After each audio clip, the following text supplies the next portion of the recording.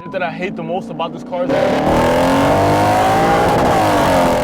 I'm just playing, man, but for real, before you end up spending 25 bands on one of these ISFs, let me save your ass from a few surprises, man. I'm assuming if you're watching, you've either been shopping for ISF or you dreaming of having one, so pay attention, bro. Because this first thing damn near made me regret buying this entire motherfucker in the first place. The goddamn position of the spark plugs. I'm gonna take this cover off, I'm gonna show you guys what I'm talking about. Now that we got this thing off, I'm gonna show you exactly what a pain in the ass it is to actually access. I got NGK spark plugs, so the ones that you see with the little lightning bolts, I don't know if you guys could see it, those are all of the spark plugs. Look how tight it is on this side, bro. This is the easiest one. All the other ones are literally blocked by either this sway bar, which is my fault, or just, it's tight, bro. If you haven't seen my first video, the moment I got this car, I got a valley plate leak. I got it taken care of literally the first day I got back to Orlando, but the spark plugs actually had oil in all of them. I got a misfire from 2 cylinders and I pretty much had to take out every single spark plug at night in my office, and it was a nightmare, bro. I ended up dropping a socket or 2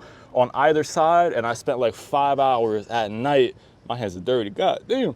I spent like 5 hours at night just trying to fucking find that shit so I didn't fuck up the car, I'll blow it up even more. So that's gonna be the first thing I absolutely despise about this goddamn car. If you worked on these cars, you know exactly what the hell I'm talking about. Let's move on to the second thing I hate. The fact that there is absolutely no leg room. This is the front seat where I'm driving out. I can't even put my knees. I ain't gonna lie, maybe I do be driving a little too laid back, but I'll even give some grace here. I'll move over to the other seat. And what is this, bro? There's no such thing as 5 people in this car. This is bad, bro. This plastic here is absolutely unnecessary. I don't know who's sitting here. I don't know if you can see me. It is not roomy at all. I mean, I'm kind of chilling in here, I'm not gonna lie. And that's the passenger seat, but there really is not a lot of space. I don't know if I could be here with my legs all tucked in like this. I don't know about you, but there's only so long that I will be able to, road trip or be in here without being able to stretch my legs or at least do something like these. So that's the second thing I really hate about the car. But let's move on to the third thing that I absolutely hate about this car.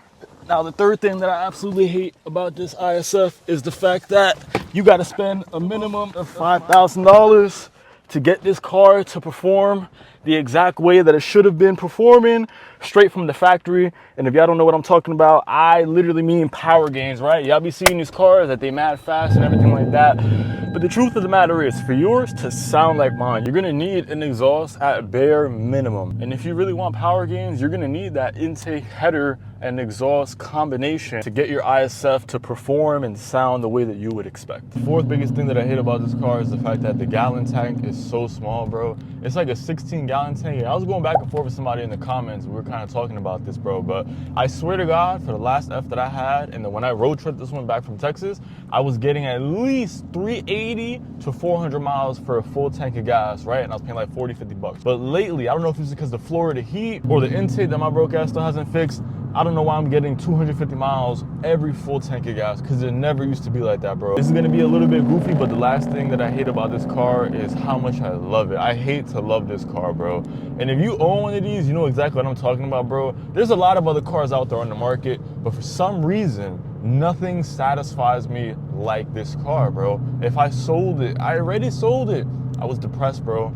I regret selling this car. You will regret selling this F if you own one. It doesn't matter what kind of ISF, RCF, GSF, you're gonna regret it because it's just something special about this car, bro, that no other car I've ever owned, kind of gives me. So that's pretty much what it is, man. I hate the fact that I love this car so much because every other car is just missing something, it feels like. It could be faster, it could have twin turbos, it could be supercharged. It's like all that shit doesn't even matter because the way that this car is constructed and the kind of feeling that it gives you, the driving experience, bro, it's just raw, it's visceral, dude. It's fucking sexy.